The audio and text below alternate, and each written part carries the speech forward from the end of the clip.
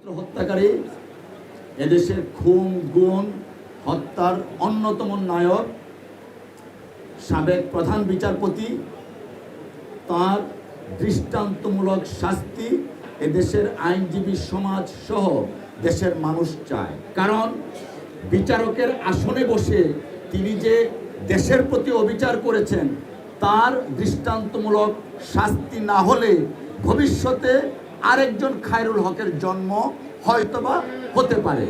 যে কারণে খায়রুল হকের বিচার এমন হওয়া উচিত যেন ভবিষ্যতে আর নতুন কোনো খায়রুল হক বিচারাঙ্গনে সৃষ্টি না হয়।